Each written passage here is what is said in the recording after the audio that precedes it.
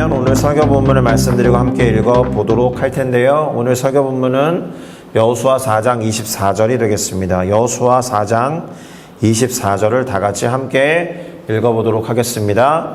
이는 땅의 모든 백성에게 여호와의 손이 강하신 것을 알게 하며 너희가 너희의 하나님 여호와를 항상 경외하게 하려 하심이라 하라. 아멘. 자, 저는 우리가 함께 읽어본 이 여호수아 4장 24절 말씀을 가지고 경외해야 할 하나님이라는 제목으로 여호수아 4장과 5장을 살펴보고 깨달음을 얻으면 참 좋겠고요. 그 깨달음을 우리의 삶에 어떻게 적용하며 실천할 것인지 함께 고민해 보려고 합니다. 자, 한국의 제주도에 가면 돌 하르방이 있습니다. 하르방은 제주도 방언으로 할아버지라는 뜻이라는 것을 우리는 잘 알고 있죠. 그런데 이 돌 하르방이 언제부터 존재했는지, 그리고 왜 존재하게 되었는지, 사람들이 이것을 왜 만들어서 세워놨는지, 또 어디에 세워놨는지, 언제부터 그랬는지, 또 돌 하르방이라고 이름을 붙인 건 언제부터인지, 이런 것을 사실은 정확하게 잘 모른다라고 합니다. 그래서 저마다 제각각의 설명들이 있고, 돌 하르방이라고 부르기 전에는 어떻게 불렸는지 이런 유래나 그 목적이나 기능에 대해서 여러 가지 이야기들이 있는 것이 사실입니다. 대표적으로 주술적이고 종교적인 기능이 있다, 이런 말을 하는 경우도 있습니다. 그래서 사람들에게 불운을 막아주고 좋은 일을 가져다 준다라는 의미로 세워둔다라고 말하는 사람들도 있고요. 돌 하르방이 수호신이 돼가지고 우리를 지켜주고 보호해준다, 그런 말들을 하는 분들도 있습니다. 그리고 표지적인 기능이라고 해서 옛날부터 마을 입구에다가 이것을 세워놔가지고 마을과 마을 사이의 경계를 뜻한다, 이런 이야기를 하는 경우도 있었습니다. 그리고 재미있는 것은 요즘에는 제주도에 가면 돌 하르방을 어디서나 여러 가지 크기로 볼 수가 있고, 또 그렇게 만들어서 여기저기 놓아둔 것을 볼 수 있는데요. 원래는 원조 하르방은 48개밖에 되지 않는다라고 합니다. 그리고 재미있는 사실은 1호기, 첫 번째로 만들었던 하르방이 어디 갔는지 모른대요. 그런 걸 보면은 그것이 생겨난 이유나 목적과 기능이 그만큼 퇴색됐기 때문에 어디로 갔는지 모르는 것도 같고, 막 관광 상품으로만 생각을 해서 원래의 본래적 기능을 다하고 있지는 않은 것 같습니다. 그리고 주술적인 기능이랄지 수호신적인 기능이랄지 우리가 이야기할 거는 물론 아니고요. 제가 이와 같은 이야기를 꺼낸 것은 그만큼 인간들은 어떤 두려움과 공포, 그리고 무서움이라는 동기를 가지고 제각각 신들을 만들어내기도 하고, 또는 신에 준하는 우상을 숭배하기도 한다라는 거죠. 신을 만들어내는 경향이 있습니다. 꼭 신이라고 이름 붙이지 않아도 각종 미신적인 요소들을 의지하죠. 그리고 징크스 같은 것들을 생각하면서 그것을 어떻게든 막아보려고 노력하는 경향이 있습니다. 신의 형상을 만들어서 일정한 장소에 두기도 하고, 또 그것에 의미를 부여하고 그 앞에서 종교적인 행위를 하게 되죠. 싱가포르 같은 경우는 중국 종교의 영향을 많이 받기도 했고, 그리고 풍수사상의 여러 가지 영향을 많이 받기도 했습니다. 팔괘를 대단히 중요하게 생각하고 팔자를 대단히 좋게 여기죠.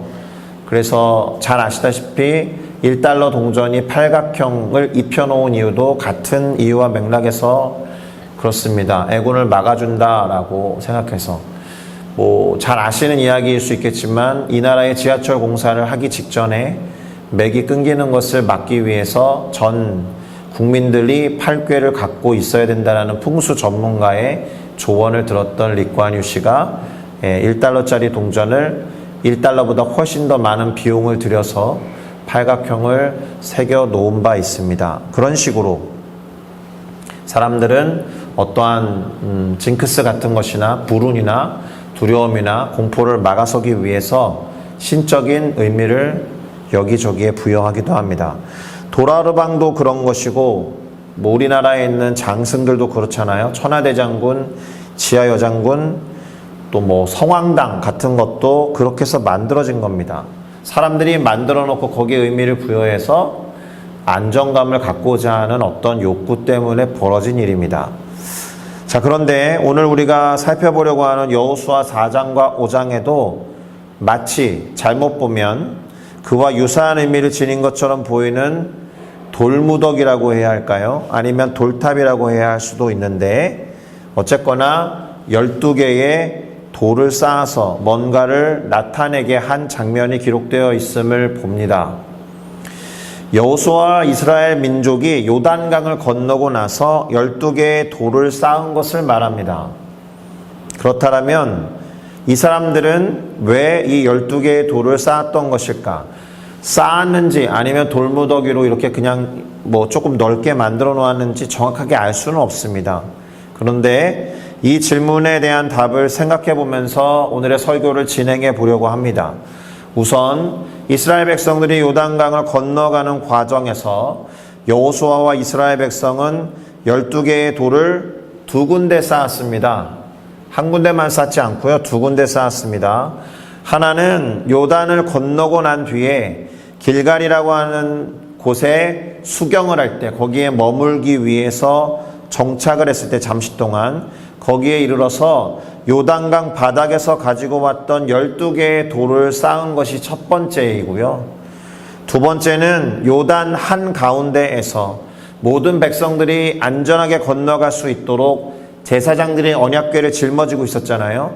그것이 위치하고 있었던 곳에 또 12개의 돌을 가져다 놓았었습니다. 그리고 이렇게 12개의 돌을 두 번에 걸쳐서 갖다 놓은 이유는 공포나 무서움이나 두려움 때문이 아니죠. 결과부터 말을 하면 무엇인가를 기념하고 기억하기 위한 것이었습니다. 무엇을 기념하고 또 무엇을 기억하는 무엇인가가 왜 중요한지 이런 생각을 해봐야 되는 것이죠. 절대로 무서워하거나 두려워해서 또는 자신들을 보호해달라는 의미로 12개의 돌을 가져다 놓은 건 아니다라는 것을 돌 하루방과 비교해서 생각해 볼 수 있습니다. 일단 요단을 다 건너고 나서 요단강 바닥에서 가지고 온 돌을 길갈이라고 쌓으라고 명하신 분은 하나님이십니다. 여호수아 4장 1절에서 3절을 보겠습니다. 제가 읽어드리겠습니다.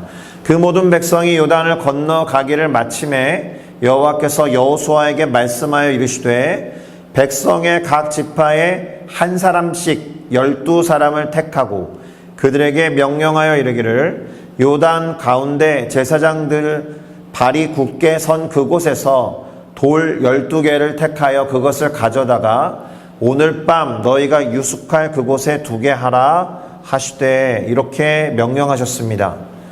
그리고 이렇게 하는 이유에 대해서도 6절과 7절에 나오는데요. 이것도 읽어드리겠습니다. 이것이 너희 중에 표징이 되리라. 후일에 너희의 자손들이 물어 이르되 이 돌들은 무슨 뜻이냐라고 묻거든 그들에게 이르기를 요단 물이 여호와의 언약궤 앞에서 끊어졌나니 곧 언약궤가 요단을 건널 때에 요단 물이 끊어졌으므로 이 돌들이 이스라엘 자손에게 영원히 기념이 되리라 하라 하니라. 그러니까 표징이 되어서 기념하기 위한 장치였다라는 겁니다. 다시 말해서 하나님께서 이스라엘 백성에게 요단강을 건너가게 하신 일에 대해서 이스라엘 백성들 중에 그것을 경험하지 못한 후손들, 자손들까지도 기념하게 하기 위해서, 기억하게 하기 위해서 그랬다라는 겁니다. 그리고 언약궤가 멈춰 있었던 요단의 강바닥에다가 돌을 갖다 놓은 것은 여호수아가 그렇게 하라고 명한 것인데요. 9절에 보니까 여호수아가 이렇게 말합니다. 또 요단 가운데 곧 언약궤를 맨 제사장들의 발이 선 곳에다가 돌 12를 세웠더니 오늘날까지 거기에 있더라. 아마도 요단강이 추수 시즌이 되면은 물이 많았다라고 했고, 그리고 물이 없을 때에는 얕은 수위를 유지했기 때문에 아마도 이때 쌓아놓았던 12개의 돌은 보였을 겁니다. 수위가 낮아지거나 가뭄이 들었거나 할 때. 하나님이 말씀하신 건 아니지만 어쨌든 여호수아가 역시나 기념하기 위해서 그렇게 한 것이다 라고 생각이 됩니다. 그리고 하나님이 명하신 대로 여호수아가 행동했다라는 것을 여호수아 4장 20절에서 23절이 다음과 같이 기록하고 있습니다. 이것도 제가 읽을게요.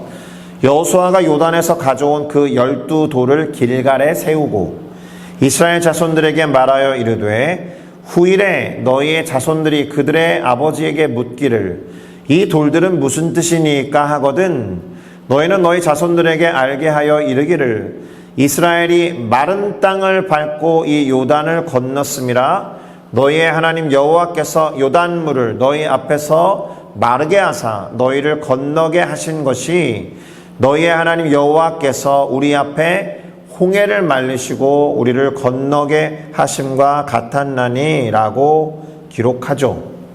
그 돌들을 보면서 후손들이 여호와 하나님이 하신 일과 그분이 어떠하심을 알았으면 좋겠어서 만든 장치가 되겠습니다. 그리고 오늘 제목과 관련해서 더 중요한 구절이 24절에 나오죠. 오늘 설교 본문인데 이거는 같이 읽어보겠습니다. 시작. 이는 땅의 모든 백성에게 여호와의 손이 강하신 것을 알게 하며 너희가 너희의 하나님 여호와를 항상 경외하게 하려 하심이라 하라. 이게 후손들을 향한 목적도 있지만 그것을 모르는 사람들, 다른 지역에 있는 또 다른 이스라엘 사람 이외의 다른 백성들에게도 여호와 하나님의 손과 능력이 강하신 것을 드러내기 위한 장치였다라는 겁니다. 그러나 결론적으로는 여호와 하나님을 경외하게 하려는 뜻이 있었다라는 것, 그리고 항상 어떠한 상황 가운데서도 아니고, 이게 왜 중요하냐 하면 이스라엘 백성들이 하나님이 보여주신 기적을 체험했을 때는 상대적으로 경외하기가 쉬운데 하나님이 아무것도 하시는 것 같지 않고 일상을 그저 일상으로 유지해 주실 때에는 하나님의 존재를 잊어버리기도 쉽고 하나님을 두려워하거나 경외하지 않았기 때문에 그렇습니다. 그런데 경외감이라는 단어와 무서움 그리고 두려움이라는 단어는 살짝 구분을 해야 합니다. 일단 다시 정리를 해보면 기념하고 기억하며 경외하기 위해서 12개의 돌을 쌓았다라는 겁니다. 하나님이 행하신 일을 기념하고 기억하며 그 하나님을 항상 경외하는 것을 위해서 그렇게 했다. 이스라엘 백성들은 항상 여호와 하나님을 경외해야 했다라는 것이고 그분이 자신들을 포함해서 자신들의 민족을 위해서 어떻게 행하셨는지를 기억하고 기념해야 했다라는 겁니다. 이 말은 하나님이 행하신 일을 기억하고 기념하면 자연스럽게 나오는 반응이 경외감이어야 한다는 뜻이에요. 자, 그럼 우리가 생각을 해볼 필요가 있죠. 우리들도 매 순간 또는 특별한 이벤트를 통해서든 어떤 우리 인생의 어떤 시점에 하나님이 나를 위해서 행하신 일들을 기억해낼 수 있을 겁니다. 하나님이 나를 위해서 행하신 일들을 기념하고 있을 겁니다. 그렇다라고 해서 어떤 이단과 같이 내가 구원받은 날짜와 시간과 분과 초를 기억할 필요는 없죠. 그것은 구원파가 하는 아주 전형적인 이단의 어떤 썰인데요. 그보다는 예수 그리스도를 통해서 나를 구원하신 하나님의 사랑을 늘 기억하고 나를 구원해내셨구나 라는 진지한 어떤 직면이 있을 때마다 하나님을 생각하고 떠올려야 된다는 거죠. 그렇게 행하신 하나님에 대해서 무시할 수 없다라는 겁니다. 그분이 나에게 주시는 말씀을 잊어버리거나 무시해서는 안 된다라는 겁니다. 자, 그러면 얘기를 조금 더 진행하기 위해서 이런 생각을 해봐야겠죠? 하나님을 무서워하고 두려워하며 공포스럽게 여기는 것과 하나님을 경외하는 것의 차이가 있을 거예요. 이 두 개념이 어떻게 다른지를 알아차려야 할 겁니다. 그런 분들 계시죠? 내가한테 오늘 무슨 일이 생기는 걸 보니까 내가 오늘 뭘 해야 되는 것을 안 한 것 같아. 내가 오늘 요즘에 이런 문제들이 일어나는 거 보니까 내가 하나님한테 뭔가를 잘못하고 있는 것 같아. 틀린 말은 아닐 테지만 항상 맞는 말은 아닐 겁니다. 하나님이 당신에게 무엇을 하기를 원하셔서 사람들을 그런 식으로 가스라이팅하는 분은 아닐 겁니다. 하나님이 우리를 두려움에 몰아세우시고 공포스럽게 한 다음에 그 일을 억지로라도 하게 만드는 강요하는 하나님은 아닐 겁니다. 자, 일단 여호수아 5장으로 넘어가면 이스라엘 백성들이 요단강을 마른 상태로 건너왔다라는 소식을 듣고 두려워하고 무서워하고 공포에 빠져든 사람들의 이야기가 나옵니다.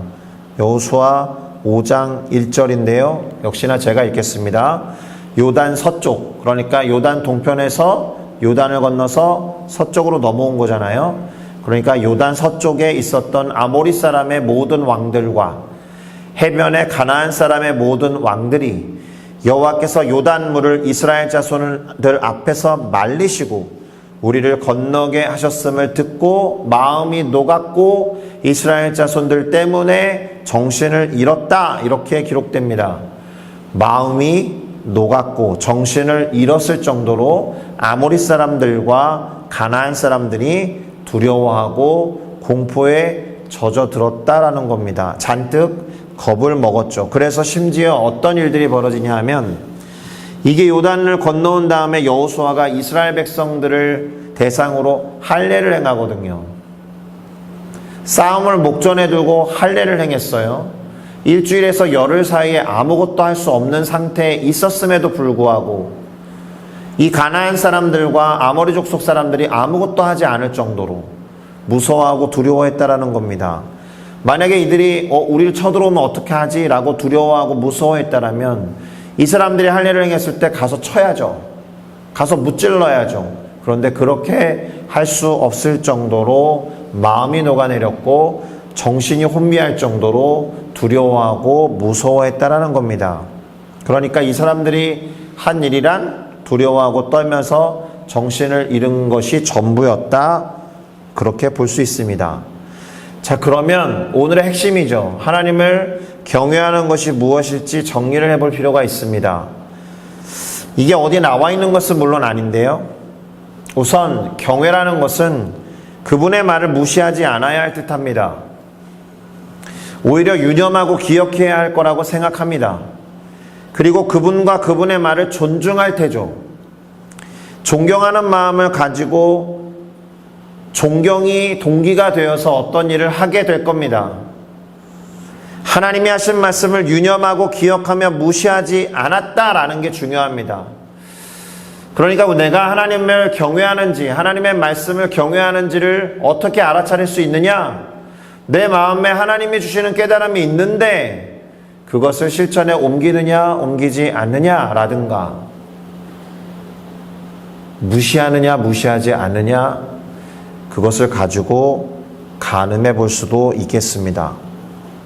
하나님이 하신 말씀을 유념하고 기억하면서 무시하지 않았던 여호수아는 하나님의 말씀에 순종하게 됩니다. 그러면 이렇게 정리를 해볼 수 있습니다. 하나님을 경외하게 되면 그분의 말씀에 순종하여 그 말씀을 실천하게 될 것이다. 우리가 하나님을 믿는다라고 하면서 하나님을 믿는 것을 드러내는 실천이 없는 경우가 많습니다. 그걸 다르게 말하면 하나님을 믿는다라고 하면서 하나님을 경외하지 않는 사람이 많다라는 거죠. 전형적으로 어떤 경우입니까? 문제가 있을 때만 그분에게 쫄래쫄래 찾아가서 도와달라고 외치는 사람들은 많은데, 평상시에 하나님을 존중하고 존경하는 마음으로 하나님이 원하시는 대로 순종하는 사람은 적다라는 거죠. 한번 점검해 보셨으면 좋겠습니다. 자, 하나님을 경외했던 여호수아가 그럼 어떻게 했느냐? 하나님이 여호수아에게 명령하신 말씀을 들었겠죠. 뭐라고 하셨을까요? 여호수아 5장 2절에서 3절입니다. 그때 여호와께서 여호수아에게 이르시되 너는 부싯돌로 칼을 만들어 이스라엘 자손들에게 다시 할례를 행하라 하시매, 여호수아가 부싯돌로 칼을 만들어 할례 산에서 이스라엘 자손들에게 할례를 행하니라. 다시 할례를 행하라 라고 말씀하신 것을 통해 보면 한 번 했다라는 거죠. 그 전에 언제 했을까요? 40년 전에 했습니다. 이스라엘 백성이 출애굽을 하고 시내산 광야로 갔을 때 하나님의 율법을 주시면서 명하신 할례 이후에 광야 생활하는 내내 할례를 행한 적이 없었던 겁니다. 왜요? 이동 중에 있었으니까 그랬을 겁니다. 아주 적절한 이유와 핑계이겠지만 하나님의 말씀을 청종하지 않았다라는 뜻이 되는 겁니다. 하나님의 말씀을 무시하면서 광야 생활을 했다라는 뜻이 되는 겁니다. 반대로 여호수아는 말씀하신 하나님을 경외해서 그 말씀을 무시하지 않고 실천에 옮긴 거죠. 지금 여호수아는 전쟁을 목전에 두고 있습니다. 그냥 땅이 열려있는 게 아니에요. 무주공산이 아닙니다. 다 성을 쌓고 살고 있는 땅에 지금 진입해야 되는 거예요. 싸움은 불가피합니다. 그런데 할례를 행했다라는 거죠. 어떤 것을 의미합니까? 하나님을 전적으로 신뢰했다라는 뜻이 됩니다. 그분을 경외한다는 것은 그분을 전적으로 신뢰해서 그분을 의지하는 마음 때문에 그분이 뭐라고 하셔도 행한다라는 것입니다. 그분을 경외했다라는 것이 제대로 드러나는 장면이라고 할 수 있습니다. 그러니까 하나님의 말씀을 따르고 순종하지 않았던 출애굽 1세대들과는 다르게 하나님을 경외함으로 그분의 말씀을 존중하고 무시하지 않으면서 기억하고 유념하면서 할례라는 실천을 행했다. 하나님이 무서워서가 아니라 그분을 존중하고 존경하면서 경외함으로써. 자, 이렇게 순종한 여호수아에게 하나님이 이렇게 말씀하십니다. 9절인데요. 제가 읽겠습니다. 여호와께서 여호수아에게 이르시되 내가 오늘 애굽의 수치를 너희에게서 떠나가게 하였다 하셨으므로 그곳 이름을 오늘까지 길갈이라 하느니라. 길갈이 그러니까 요단강을 건너와서 만났던 첫 번째 수경지였는데 그 땅의 이름이 원래는 길갈이 아니었다는 거죠. 하나님이 이렇게 말씀하신 다음에 길갈이라고 칭하게 되었습니다. 그런데 유념해야 되는 구절이 하나 있습니다. 애굽의 수치를 떠나가게 하셨다. 이게 무슨 뜻일까요? 애굽의 수치. 자, 이스라엘 백성들이 계속 광야 생활을 하면서 불만을 토로했거든요. 불만을 토로할 때 언제나 내렸던 결론이 뭐예요? 애굽으로 돌아가자. 우리가 애굽에 있었을 때는 이랬었는데 저랬었는데 애굽으로 돌아가는 것이 차라리 낫겠다. 이 광야에서 굶어 죽고 광야에서 목말라 죽고 광야에서 이렇게 힘들어할 거면 그때가 좋았는데 하나님으로서는 수치이자 굴욕이죠. 안 그렇습니까? 당신이 구원해내셔서 완전히 지금 하드캐리하고 있는데 그 전이 좋았다라는 식으로 원망하고 불평하니까 하나님에게는 불명예스러운 일, 수치스러운 일, 굴욕이었던 겁니다. 그래서 하나님이 진노하셨고 광야를 40년 동안 뺑뺑이 돌게 하신 것 아닙니까? 그런데 이제 그것을 거두신다라는 뜻은, 그것을 떠나가게 하신다라는 뜻은 광야 생활의 끝을 알리신 말씀입니다. 약속하신 가나안 땅을 다시 주겠다라고 하신 겁니다.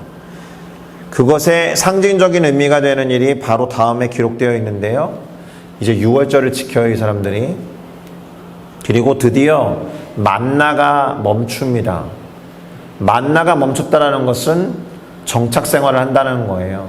이동 생활에 필요한 무슨 전투식량과 같은 만나가 아니라 정착해서 거기서 나는 땅의 소산을 먹게 하겠다라는 건데 그 땅의 소산을 먹기 시작했다라는 거예요. 자신들이 농사를 지은 것도 아니에요.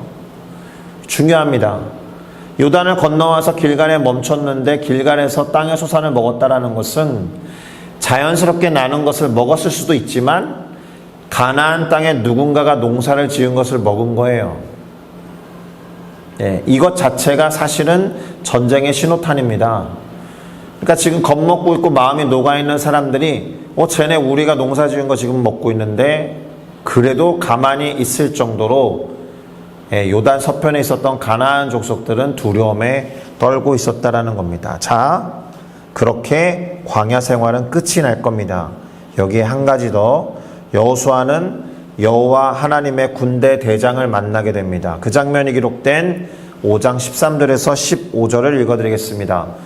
여호수아가 나아가서 그에게 묻되 너는 우리를 위하느냐 우리의 적들을 위하느냐 하니 그가 이르되 아니라 나는 여호와의 군대 대장으로 지금 왔느니라 하는지라. 그 말을 듣고 여호수아가 얼굴을 땅에 대고 엎드려 절하고 그에게 말하기를 내 주여 종에게 무슨 말씀을 하려고 하시나이까. 그때 여호와의 군대 대장이 여호수아에게 말하기를 네 발에서 신을 벗어라. 네가 선 곳은 거룩하니라 하니 여호수아가 역시나 그대로 행하니라. 신을 벗는 게 어려운 것은 아니었지만 그대로 행한 겁니다. 싸움을 하기 전에 여호와 하나님의 군대 대장을 만났으면 뭘 해야 될 것 같아요? 좋은 무기를 주면 좋을 것 같지 않아요? 좋은 싸움의 전략을 들려주면 좋을 것 같지 않아요? 능력을 준다거나 함께 한다고 약속을 하거나 멋진 무기를 주면 좋을 것 같은데 그 사람이 했던 이야기는 고작 신을 벗어라 라는 거였습니다. 자, 그런데 이 장면이 중요한 이유가 있습니다. 누군가를 떠올리게 한다라는 거죠. 누굽니까? 모세예요, 모세. 그러고 보면 여호수아는 모세를 오버랩시키는 인물로 그려져 있습니다. 요단강을 건넌 것도 홍해를 건넌 것과 오버랩이 되죠. 그리고 모세가 그랬던 것처럼 여호수아도 정탐꾼을 보냅니다. 다른 점이 있다면 여호수아의 정탐꾼들은 모세가 보냈던 12 정탐꾼에 비할 때 믿음의 고백을 했다라는 것이 차이가 납니다. 물론 대단히 찌질한 모습으로 바로 걸려가지고 기생 라합으로부터 도움을 얻어서 간신히 도망쳐 나온 사람들이지만 기생 라합으로부터 얻었던 정보를 통해서 믿음의 고백을 했다라는 것은 엄청난 차이가 있죠. 그리고 마지막으로 신발을 벗었다라는 동일한 부분이 있습니다. 차이가 있다면 모세는 이 사역을 시작하기 전에 부르심을 받을 때 신발을 벗었지만 여호수아는 이제 전쟁을 시작하기 전에 그의 신발을 벗음으로 이 사역이 시작될 것을 알렸다라는 점 정도가 차이가 날 겁니다. 자, 여기까지가 여호수아 4장과 5장의 내용이 되겠습니다. 이제 설교를 마무리해 보겠습니다. 우선 이 말을 띄워놓고 하겠습니다. 우리가 하나님을 믿고 그분을 예배하는 이유가 무엇인가? 아까도 잠시 말씀드렸지만 내가 이렇게 하지 않으면 벌을 받을지 몰라, 심판을 받을지 몰라, 징계를 받을지 몰라라는 책망이 두려워서, 심판이 두려워서, 무서워서, 공포에 떨면서 하나님께 나오고 있지는 않은가?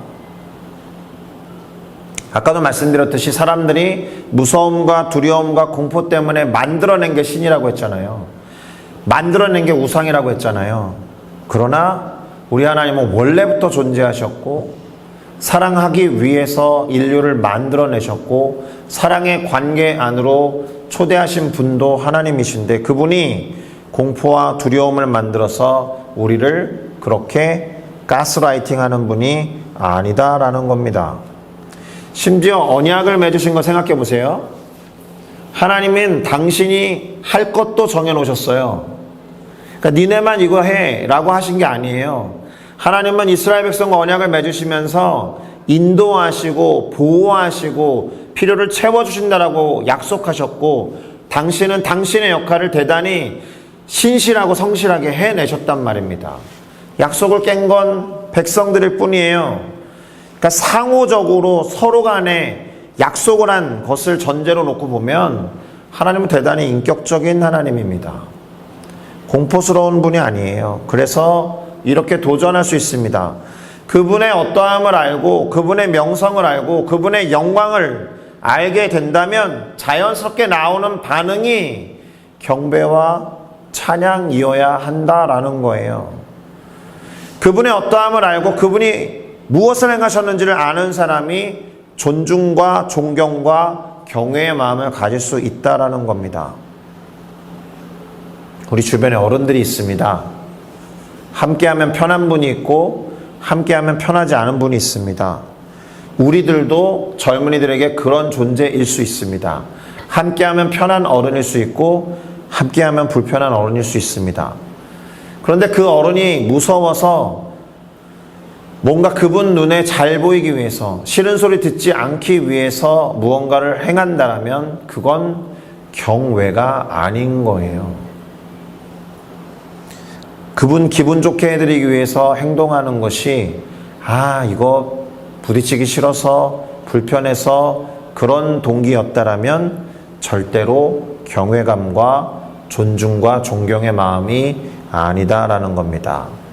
하나님을 위해서 억지로 뭔가를 하고 계시진 않습니까?